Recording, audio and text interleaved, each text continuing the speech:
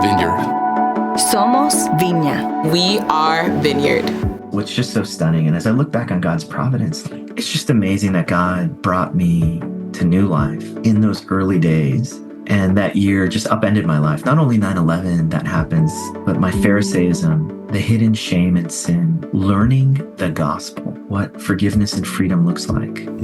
For the first time in my life, wrestling with family of origin issues. And now beginning to see for the first time, like, oh my goodness, like my family of origin and how it shaped me. The pattern that had emerged in my life up to that point now as a student leader and now wanting to learn about vocational ministry was like how to do ministry in a way that my public life and my private life is so different. And yet here I was entering into a space now where Pete's like talking about, no, we're going to talk about integrating your public life and your private life. The most natural thing for me was public ministry, and who cares about my private life? You know, if I've got the gifts and the talents and the wherewithal, like I could be used by God in these tremendous ways.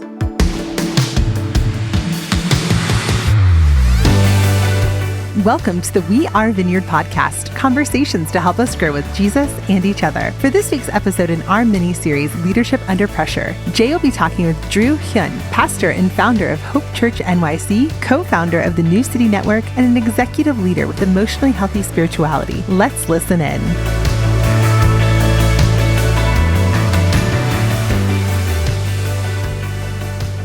Well, Drew, thanks for joining us for our podcast. And I haven't been with you in a while, so it's fun to just even sit with you. We have to catch up a little bit. But thanks for being willing to do this. Yeah, of course, man. Long-time listener, first-time caller. So, yeah.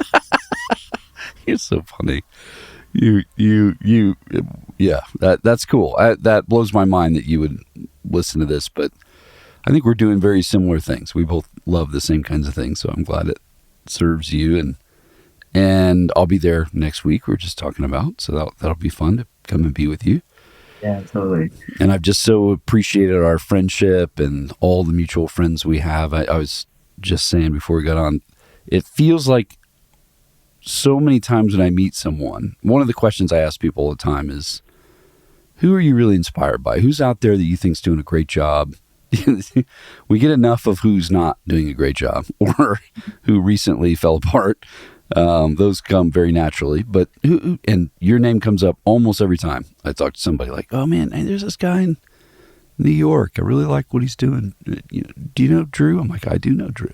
And I agree. Yeah. So I'm always really encouraged to hear what you're doing, and I'm inspired to, and just grateful to our friendship. So this feels easy because I've hung out with you a decent amount, and this will be easy. This will be fun. So to start where every good story starts, Drew, which is where you were born and where you grew up.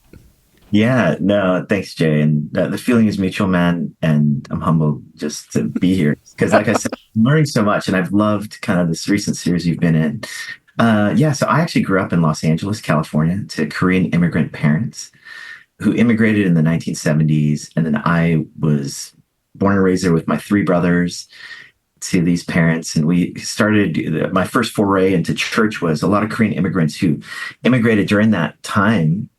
We all attended church. Mm-hmm. And the reason why was because church was the one place where Koreans could go, where we could eat our food and speak our language, and no one would say things about it. And so it's amazing seeing like this Korean renaissance that's happened in culture where Korean food is like super cool and hot and everything. And because back then, I mean, we felt so foreign. And I know that people would often ask me if I was from either China. And if I said no, they'd say Japan. And then I'd say no. And then I'd say Korea. And they had no idea. And so, yeah, so those are my memories of growing up as a child in Los Angeles.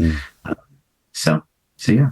Okay, so you grow up in LA, and your folks were immigrants. And what kind of work did your dad, your mom, what kinds of stuff did they do? Yeah, my dad was in refrigeration and air conditioning. So, I mean, he had kind of the classic immigrant story. Came here, war-torn Korea at the time. And so, South Korea's in poverty. And so he, along with so many folks, had moved and immigrated to the United States. My dad, he says he comes with $2,000 in the pocket, buys like a little car that my mom is going to use to go to nursing school. So she immediately goes to nursing school. and is trying to get certified so she could become a nurse. He's doing all sorts of odd jobs as a painter and doing all these things. He ends up kind of working his way up in various different jobs, getting licenses in air conditioning and refrigeration. And so for most of my childhood years, that's kind of what he was doing. He was working as this engineer, doing air conditioning and refrigeration. My mom, meanwhile, she got a job. She ended up finishing her nursing certification, got approved, and then got a job where for most of my childhood, she worked the graveyard shift at a local hospital. And so my parents were tireless workers. I mean, they were basically hustling to make something of life in the States. And so for the four of us, so my earliest memories of my mom is her basically putting on scrubs at night and getting ready to go to work, and us being so confused by it, but then seeing her walk through the door in the mornings and then get us ready for school and then send us off. And then I take it during that time is when she would sleep, and then she'd be there to pick us up. And so all four of us. And the crazy thing is, so when we moved to the States, so my three brothers and I, and we're all very close, the four of us brothers, we're all 3.5 years apart in terms of in sum. So my oldest brother is 3.5 years older than me. And it's because I have a twin brother. So you can imagine they moved to the country. They're trying to make things work. And within the first 4 years, they've got, 4 little ones. Wow. Yeah. So it's kind of a crazy. I don't know how my parents did it, but looking back, it's just really kind of a stunning kind of thing to think about as I've grown into adulthood and gotten married and had kids of my own. And see, every time, even people I've known for years, every time I do this, I learn something different. So you have a twin. Do you have an identical twin? We're not quite sure. Like my mom, growing up, she told us that we were fraternal, but people who meet us and doctor friends are like, I think you guys might be identical. Like, a lot of people. Yeah, a lot of people. It's a mystery. Okay, good to know. Because you probably know this, but you might not. My wife Danielle is an identical twin. Yeah. So I don't know why I didn't piece that together. Okay, that's interesting. Yeah, maybe I knew that and I just forgot, but that's cool. Okay, so you're raised in this home where work is high priority. Obviously, I'm filling in some gaps, but having known lots of immigrant stories like this, I'm assuming education's a high priority, and we're working because we're trying to create a different kind of life for our kids. And so what made you sort of what kind of crew were you running with? So you're in school, you're in middle school, you're in high school, you're a church kid because that's like what you do, so you have to do all the church things. Yeah. Was that sort of your identity? Like, man, my friends are in my youth group, my social life is there, or what sort of forms you? So what was really interesting was that in Los Angeles, there's a ton of Korean immigrants that were there, but we grew up in a largely non-Korean environment. So the schools that we grew up in, we were the only Koreans and the only Asian Americans in the school. So just tons of racist comments, and just a big wound that I had experienced in my childhood was a lot of racism, getting bullied, racial epithets, all sorts of things. Meanwhile, the church was it was in Koreatown. And so every Sunday, though, we'd go to this other place, which was church on Sundays, and we'd be around all these Korean Americans. We're like, where'd everyone come from here? So, but we loved the church that we grew up at just because we made good friends there in our childhood. But the crazy part was that in the church that we grew up in, and it was one of the largest Korean American churches in Southern California. So you can imagine, there's so many Korean immigrants, to be the largest is just stunning. And so at this church, though, in our later elementary years, there was this massive church split. And we didn't know much of it. We just, the next week, all of a sudden, there were a couple thousand of us, I think, that were at this other venue that was just maybe, a couple miles away. And so later on, did we learn what had happened? There was a conflict and there was a church split. So we went off to that church and we were kind of part of that church community. We got involved in the youth group. Now, this was during my middle school years. I met some tremendous youth leaders during that time.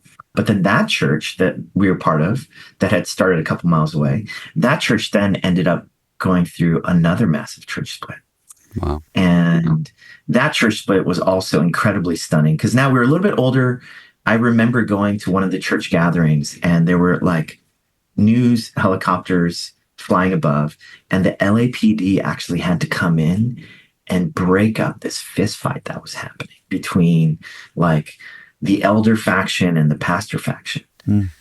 So like, I mean, I just obviously as a middle schooler, I was like super intrigued. I was like, oh, what's going on here? But later did I realize, oh my goodness, like so much animosity and pain. And so a lot of kids that I grew up going to church with, they actually never came back to church. They just said, this is not for me. Like hypocrisy is just too much. Wow. So during that time, like, so I talked about my parents who grew up, you know, who were working tirelessly. Meanwhile, my dad was like this very, very harsh kind of man. And he worked tirelessly. Whenever we saw him, he seemed angry and hurtful. And where we lived in just fear for what he would do to my mom, to us. There were several moments where we just wanted my mom to leave my dad. And my dad, while he's working though, you know, we're church going. My dad, apparently during that time, and we didn't know it, he was actually going to seminary during that time as well. So you got to understand. Wow. In this really like terrifying like home life. My dad is going to seminary, and then he, you know, one day he comes and he says, hey, come to my graduation. And we're like, all right, what are we graduating from? And he's graduating from seminary. Wow. And so he graduates from seminary, and then he says, I'm going to be a pastor now. And we're just like, whoa, like what? Wait, what? You're going to be a pastor? Like what happened? And turns out that he had been praying through some changes and decided that he was going to go and become a pastor now. And meanwhile, my brothers and I, and we're so stunned by all of it because we're, you know, first, the way that we grew up, we're just so in fear of him. And then my dad, he ends up starting a church. So after that second church split, he starts a church. And then we're now entering into high school, and we're trying to make sense of things. But like we're going, and it's 3 families that are part of this church. And the church just has a really hard time growing. It stays the same 3 families. 2 to 3 years later, my dad ends up closing the church. And so, I mean, looking back, he was a church planter during that time.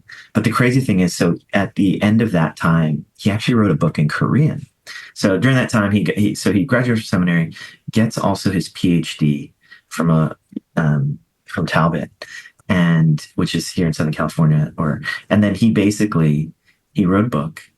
And then his book, as he's closing the church, his book, from my recollection, his book, like it felt like overnight, his book becomes like an overnight bestseller in Korea. So then he shifts out of church planting into vocational itinerant ministry. Now, since that time, he was 40 years old when he transitioned into ministry, vocational ministry. Now he's 77 years old. So in 37 years, he's written 40 books now. Whoa. So, and he's traveled all over the world, speaking, writing as this itinerant minister, wherever there were Korean populations, in Brazil, in Argentina, in Oklahoma. I remember him going, and obviously in Seoul, he would speak on the largest platforms, for Korean churches, like the largest churches in Korea. I've seen him stand in, speaking in the largest churches in Korea. The book that he first wrote that has become the platform by which he's continued to write is How to Raise a Family. Yeah. So you can imagine, like, oh my goodness, what is this? And meanwhile, like all of us, so you can imagine the inner turmoil that we felt as teenagers, like wrestling through, like, so a lot of people, they say like, oh, you're just a Christian, or you're just a pastor because you grew up in the church. And that's, and I'm like, no. I'm a Christian despite growing up in the church. And I'm a pastor despite having a family that believed in God. Yeah. Because so much of my childhood was marked by the dissonance of like one's public life and one's private world. And so those mentors, though, that I met like in my youth and others, like they had made such an indelible mark on me. I was clinging to Jesus, and I even was starting to think through like, gosh, what do I want to do with my life? So I loved Jesus. But then I remember going to university. So I went to Berkeley in California. And when I was when I was in university, I remember my freshman year just thinking, I really need to study different religions, philosophies, worldviews, just to get a sense of whether I really believe this or not, especially with all that I had encountered in my childhood and my youth with not only the church that I grew up with, but also my home. Hmm. And so it was actually during my freshman year that I really remember coming to a place of like, that passage in John 6 where Peter and Jesus, and he says, to whom else shall we go? You alone have eternal life. And so it was then that I was like, Jesus, I just, despite whatever I've experienced, I want to follow you. I just want to, you alone. Like there's these different religious systems and beliefs. And at that point I'd been reading, the Quran in English and various different texts from Eastern traditions. And I just said, God, Jesus, I found you to be the one who has the words of eternal life. I want to follow you wholeheartedly. And so that freshman year in college is when I made that decision, like, I'm going to go all in with this. So that's kind of what shaped my childhood and faith journey, and then even into college. How incredible. And so when you go to college, though, what seems clear to me listening to you is you're not thinking ministry. You're not thinking being a pastor. You're probably seeking another vocational track. What were you thinking you were going to do or be? Well, I mean, at that time, so once I went all in, and I actually was starting to think through, gosh, I believe this. I think I'd want to give my life to this.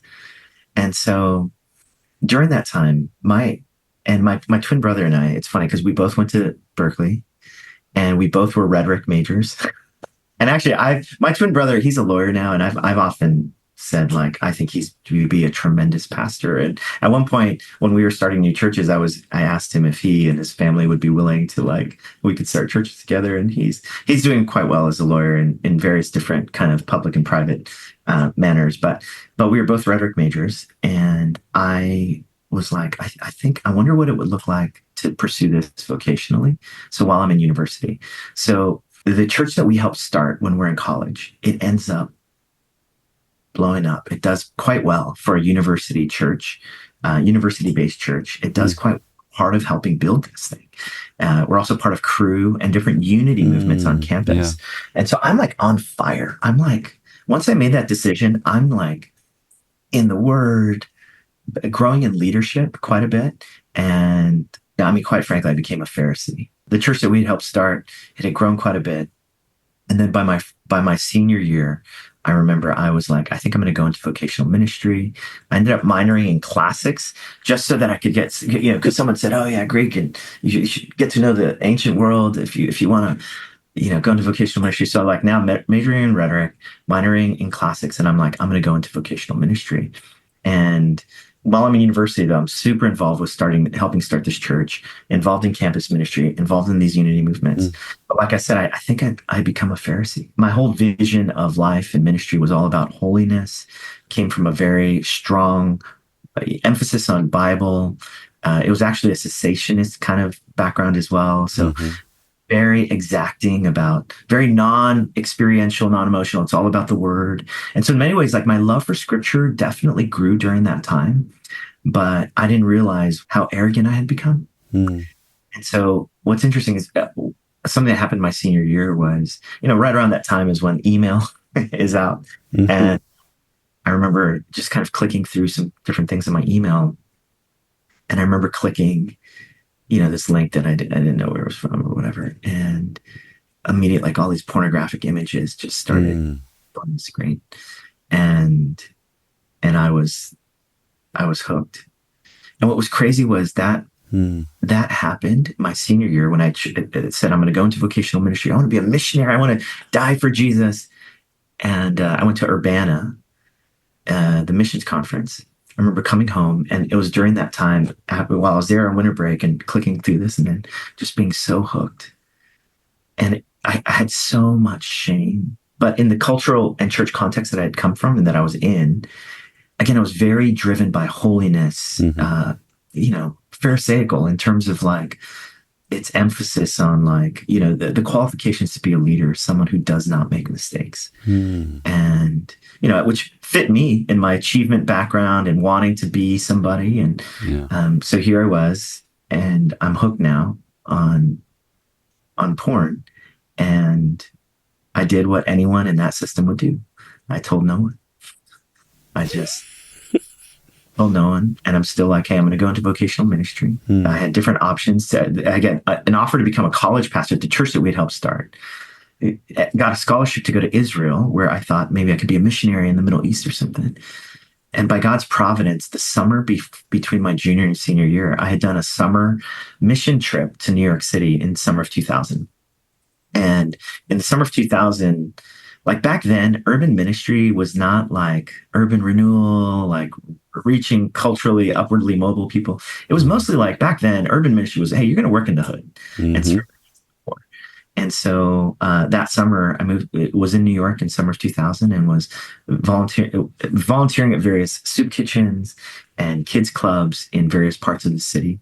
And the executive director of that organization, which is now called Crew Inner City, at the time, he said to me, he's like, Drew, I know that you love church ministry. I'd love to have you join our staff here, but I know that you love church ministry. There's a church out here that I think you would love. And I'm like, oh, okay. And I was like, oh, but you never told me about this church the whole summer. He said, no, it's a church that we attend right now, and they do some amazing work with the poor. So maybe you can come out and be an intern.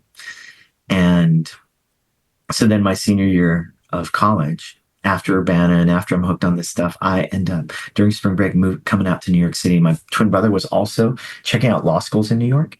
And then that's when I first met Pete Scazzaro. So the church was New Life Fellowship.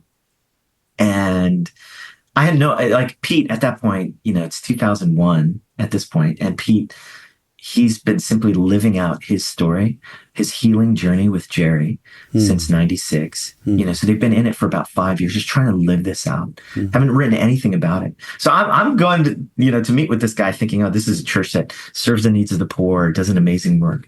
So I meet with Pete and hearing a little bit of his story, and he invites me to be an intern at New Life.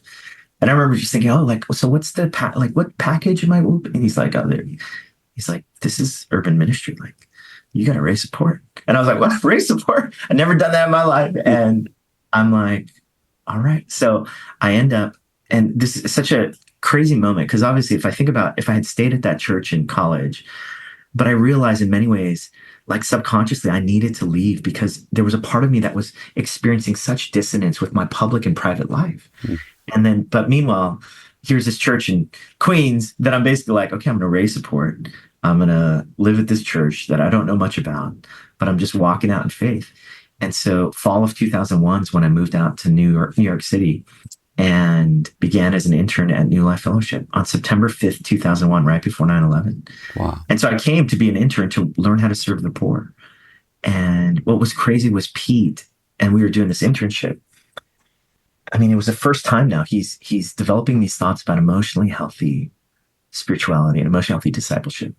So like during our intern meetings, he's like, hey, why don't you draw a picture of your family of origin sometime between the ages of 7 to 9? And I'm like, what the heck is this? like, what are we doing right now? Are we seriously doing? I'm like, we need to learn the Bible. Like, I came here to learn how to be, learn how to reach the lost. Like you're talking about like my family.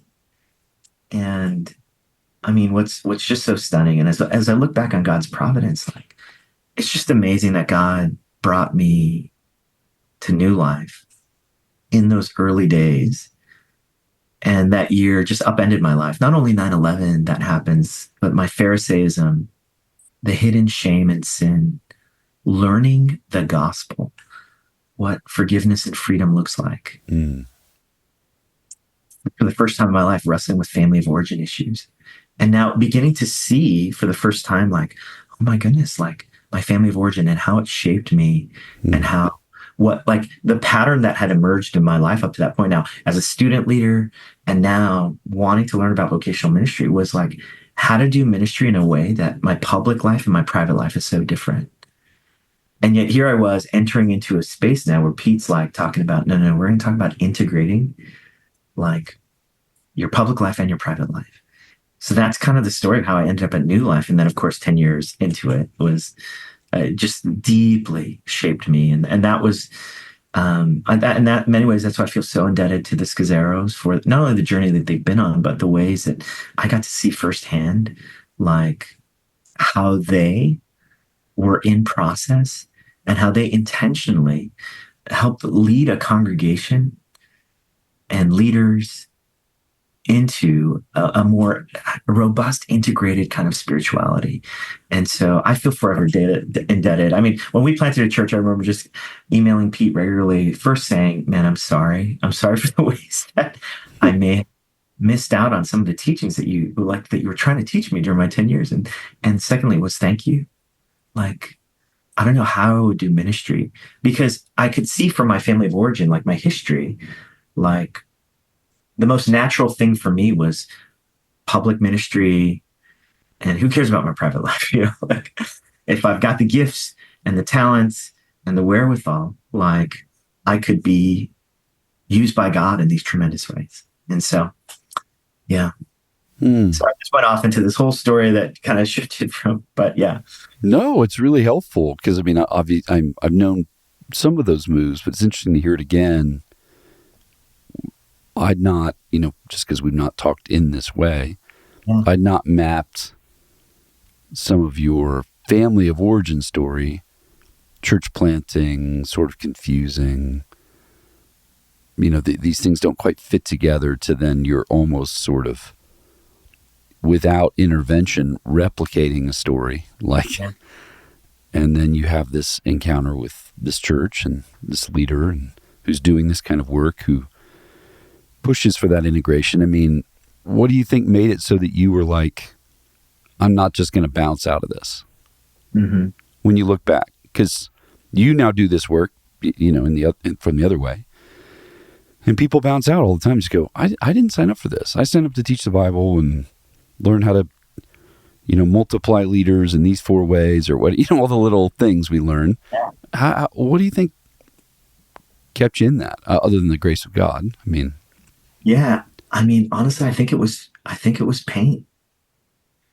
I think it was 9/11 happens, and like my views of God again before, I just had such exacting ways of thinking through theology, apologetics. I mean, so much of my faith was knowing stuff and being able to have a verdict or an answer for anyone who has a question. Evidence that demands a verdict. Yes, absolutely. I mean, that's exactly it. Yeah. That whole apologetics was big. Theology was big. I remember, and nothing against this tradition, but the Reformed tradition, which I was learning from, and like, so much of it was heady and intellectual. And so I thought that if I had all those things, and yet, so I moved to New York and 9/11 happens.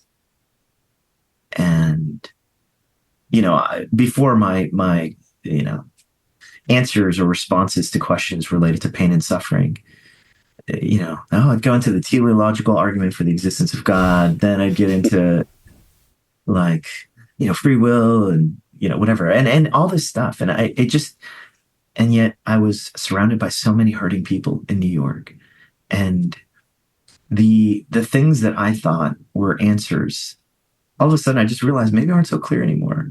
Mm-hmm. And then during that time as well, like I graduated from university, 9/11 happened, and like people around me start to pass away, like close to me, like my grandmother dies and my uncle dies, like all in very short span. And so like I'm being confronted with death. And then I'm now part of a church community where I'm rubbing shoulders, and New Life, if you've ever been there, is this incredibly diverse community, over 75 nationalities, but very diverse also when it comes to just age.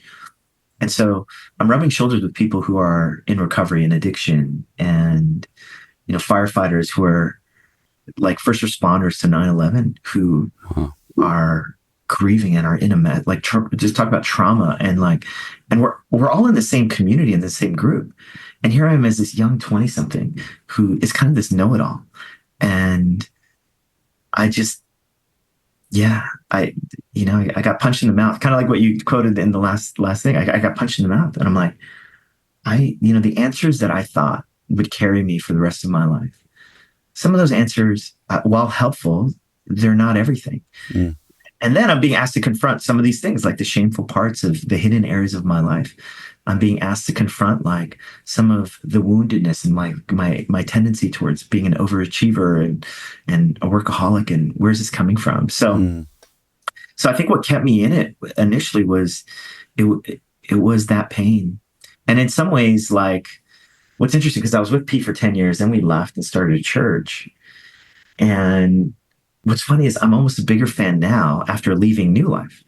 And and that change, and Pete and I often talk about this, really occurred when I moved from like the second chair, because at New Life, I was like the second chair, people loved me, told me I should be preaching more, was wondering why I didn't have more leadership in the church and all this stuff. And I was well beloved. I'm already an Enneagram 2. So just already have that kind of easygoing, nice, like, well beloved kind of person.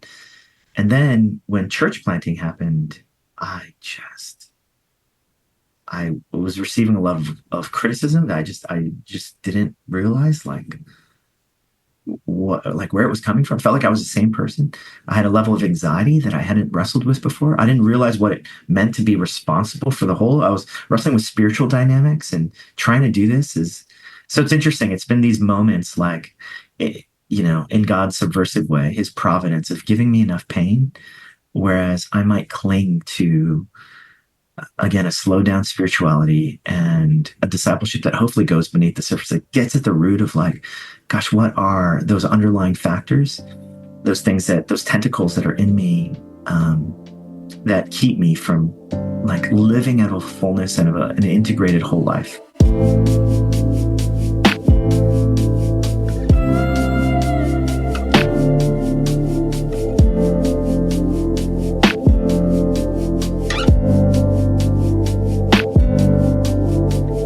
If you're interested in more of the work Vineyard USA is doing to promote healthy pastors and leaders, we'd encourage you to check out the Pastoral Health Information page on our website. Go to vineyardusa.org/pastoral health to learn about resources, upcoming cohorts, and support from the Vineyard USA team.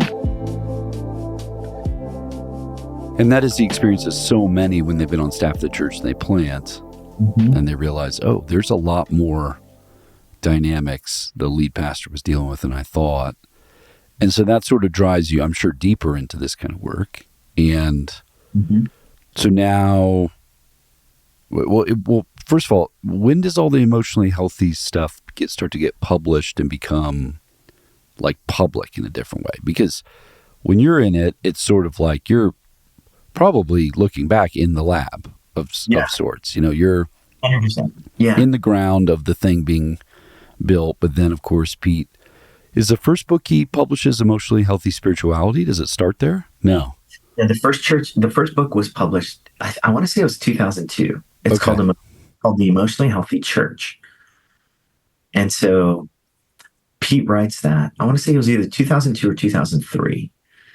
And then right around that time, maybe a couple of years later, we hosted our first Emotionally Healthy Leaders kind of gathering in Queens. And then Pete goes away on another sabbatical in, I want to say 2003 or 2004. Gosh, and I remember when he went away on sabbatical, like I was helping kind of with the Sunday gathering. I mean, it was that was another painful moment of like just learning like spiritual leadership. But you got to understand, like I'm in my early 20s here, and looking back, I mean, Pete so entrusted so much to me. And at the same time, I look back and I'm like, wow. And I was learning so much and learning the pain, the rigor of what true spiritual pastoral leadership and all those dimensions kind of look like. And then Pete came back from his sabbatical. And it was after that sabbatical that, I want to say again, it was in 2004, he came back, and that's when he brought in, because the first book was focusing on Emotionally Healthy Church, and a lot of it was born out of his own marriage and the work that he and Jerry had been doing to grow into unique new kinds of people in the ways their marriage and everything. And the whole church felt it. And then in 2004, when he came back, again, his whole sabbatical was shaped around the contemplative tradition. And that's when he came back, and he and Jerry, and they were on this journey of not only appreciating the contributions of the global church, but this significant emphasis on a slow down spirituality. And we had talked about Sabbath during that time in those earlier years. However, now he's talking about Sabbath keeping as like like a regular practice that it's part, and he's introducing concepts of the rule of life, the daily office. And so it was just a wild time of like, and I remember there was some resistance. Like there was one woman who was on her staff. She's Colombian, came from like a Catholic background. And she's like, just what is all this stuff that's coming? There was so much resistance. It's funny because she's one of the biggest fans of emotional healthy discipleship. But then it became it. And then so 2004 onward, and then Pete wrote Emotional Healthy Spirituality in 2006. And from that point on, it was really about the integration of both. That it's not just about emotional health, but it's also about a slowed down spirituality. Like I need enough margin in my life to actually get at the iceberg, that 90% below the surface. And if I don't have the margin in my life, honestly, I'm just going to continue in this Protestant go kind of mentality. And so that was when kind of the integration started. And yeah, in 2006. And then onward. And then I had gone to seminary during that time, 2002 to 2005, while still remaining on staff at New Life. I joined full-time staff in 2005. And then by 2011 is when I ended up leaving. So, wow. Yeah. And, but then you jump back into all the work. So like now, just to like speed all the way up, because just for the sake of time, because I have about 400 questions and everything you just said, but now you're working with emotionally healthy everything, discipleship. Yes. So now you are helping pastors and churches think through all of this. Pete, in theory, he's retired. He's retired from New Life work, right? But so the local church, but he's giving a lot of his energy and time to pastors and leaders. But you have a role helping with that work. What is the shape of that? What does this whole world look like now in working with churches all across the world? What's from that little group of leaders where you're doing genograms and you're like, I don't remember signing up for this, to now this massive ministry. What's the sort of shape or momentum of that now? Yeah, no. So I mean, again, in God's providence, I'm like, it's amazing how these things have come full circle for me. So getting to work with Pete, who's been a dear kind of like spiritual father, and Jerry, and a spiritual mom. And so they're moving into a role where they're still going to mentor and they're still going to write. But I'm now moving into this role, helping co-shepherd emotional healthy discipleship as a movement. Now, there's someone else who's full-time, who's running kind of most of the operations and everything else. And really my role with emotional healthy discipleship, I'm still a local church pastor. I mean, I love being a local church pastor. I am a high extrovert. I love people. I love being in it with people, as painful as that is, of course. I love my role. I love my role as a pastor at Hope Church NYC. So I'm remaining as a local church pastor. And in many ways, that was really important to even saying yes to emotional healthy discipleship. I think being a practitioner who's actually in it with leadership meetings and helping navigate conflict and going through my own ups and downs and anxieties around budgets and all this stuff, and wrestling through how does emotional healthy discipleship work in a local context? I think that's really important to our movement, that it's not something that, hey, we're calling everyone to be monks and to, to go, and your first work is to be detached from kind of a missional local context. Instead, we're saying, no, we're looking for integrating all of these things. How can I be someone who's deep in contemplation, but also someone who lives the active life? And so my role now with emotional healthy discipleship is I still get to invest in leaders. So right now, one of the shifts that's happening within the movement is we've gone from, having created, Pete, of course, has created so much great content with podcasts and books and things like that that churches are beginning to implement within their churches. But where we're going now is we're actually now starting to build more of a community and coaching of how do I live this out in a local church context. And one of the things that we've realized is so much rises and falls on lead pastors. Because as we've been working now with what does emotionally healthy culture look like? It's not only about running courses and reading the books. And I mean, that's what I've loved about kind of the series that you all have been in right now. It's everyone has read about emotional health nowadays. Everyone reads about kind of a contemplative life nowadays and has read about rule of life. It really is the difference between that and actually living it out and practicing it. I've read the instructions on how to ride a bike, but until I start riding a bike and learning what it means to do this in real time in various moments. And so that's where we're moving from, like, again, having provided content to really, how do we help churches build a culture that impacts boards and church planting and decision making, but in particular, a culture that, especially the leaders, the lead pastors, the elders, like when it comes to their marriage, and their marriage being their primary ambition, and when it comes to living out of, like, having enough margin and having lives of contemplation. So right now, where we're moving as an organization that myself as well as Jason are part of, is we're helping, okay, how do we build a community of this, as well as coaching structures? So we do have the School of Emotional Healthy Leadership, which it started with just one school, and now it's actually multiplying to 10 schools across the world, starting in the spring. And different movements and denominations have now started to say, we want to do this for our own movement and denomination. And the school is like, there's 2 parts to it. There's 8 weeks in each part, but it's basically 60 hours of journeying together, which is pretty stunning. And one of the things that we realize is that the thing with emotional healthy discipleship, it's not just a one and done, like, hey, you've taught on it, go and do likewise. It really is, we need kind of systems of ongoing support and accountability and friendship. So you have the school. We've also kind of done this cohort that we've done that's been beautiful. We're not quite sure how it will scale or multiply. It's been an 18-month journey in this like smaller cohort. And then we're starting out with these different ideas around bringing these different bands together for ongoing. Because here's one of the things that we realize as well, even after finishing the school, most people, like, when we get back into our regular context, I mean, this is kind of just like family systems theory, right? Like when I get back into my original context, I just end up same habits, same pressures related to go, build. But to actually be, even after the school, to be in an ongoing community where we're trying to have the main things be the main thing. So that's kind of what we've been doing now. And I love it. I love journeying with pastors and leaders. And I love being a pastor. So, and you probably know some of this of my story. Sorry, I'm talking so much here, Jay. But like, no, that's what we're here to do, Drew. I'm here to just say enough that you talk. That's the goal. Yeah.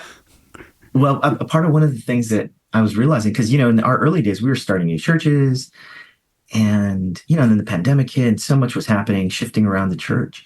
And one of the things that I realized was, after the pandemic, and so much, it felt like God was doing like a real chastening, not only around the world, but even within the church context.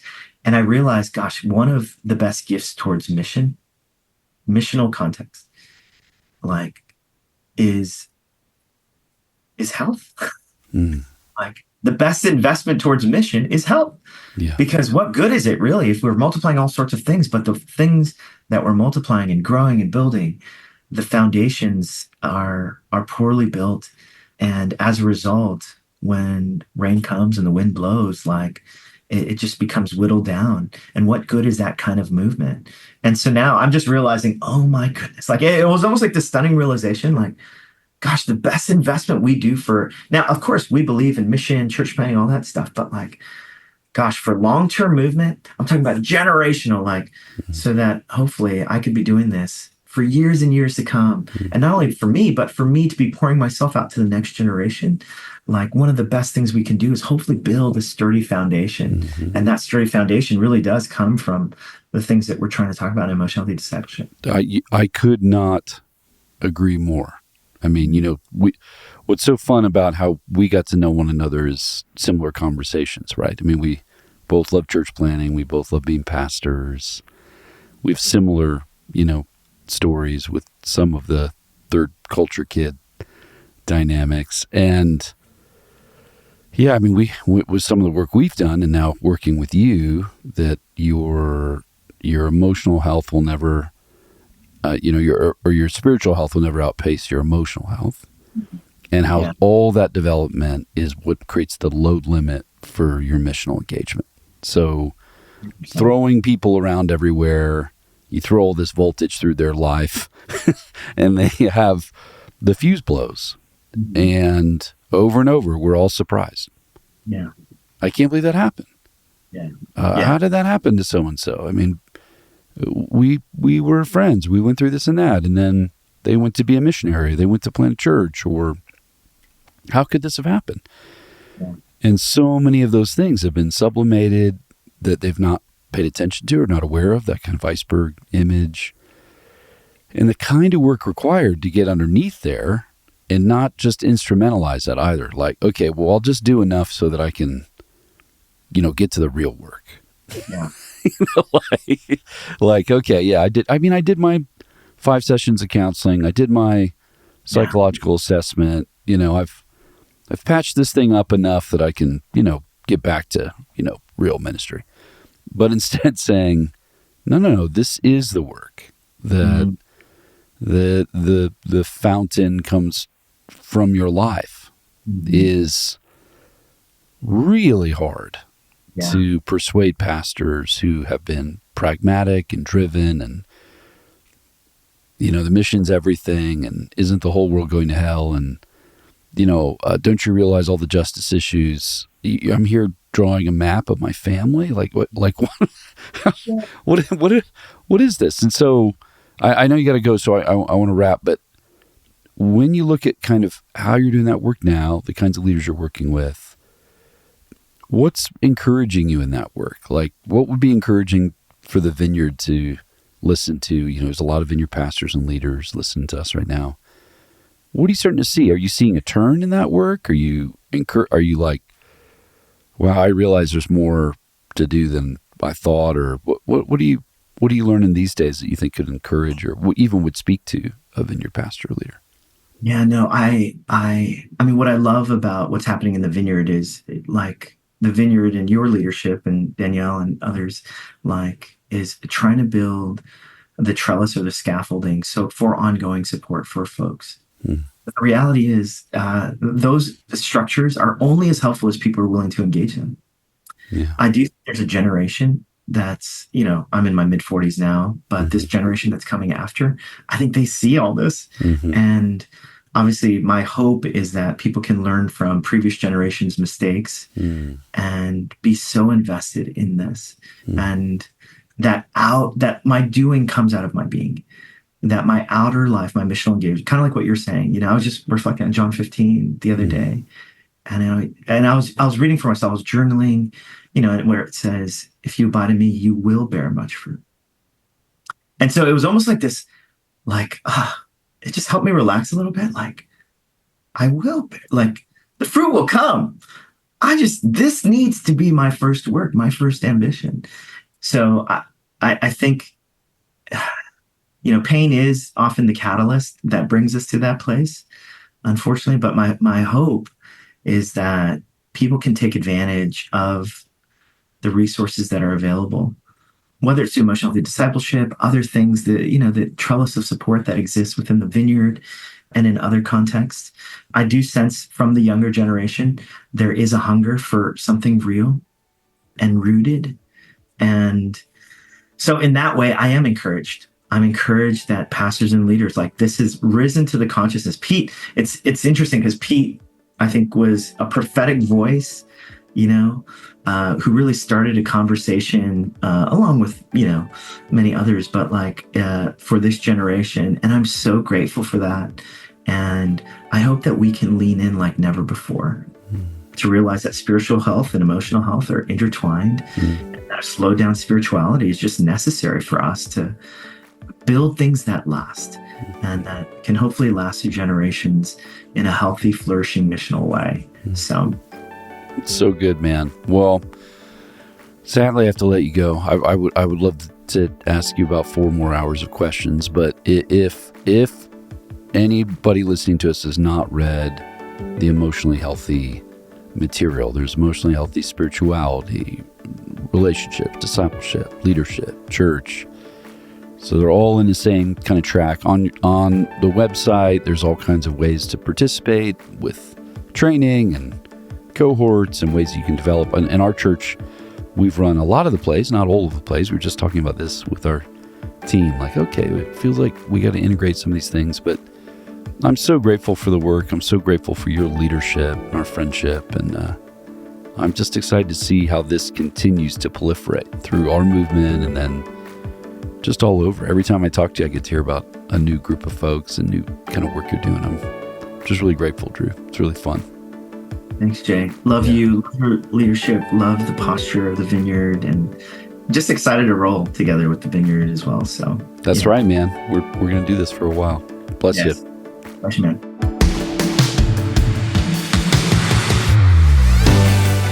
As we celebrate our 50-year anniversary in the Vineyard, if you're interested in learning more about Vineyard history, there are plenty of resources for you. Check out our show notes for links to books, YouTube videos, and more to learn about Vineyard history and identity. And make sure to keep listening to the podcast this year for stories of Vineyard churches throughout the year.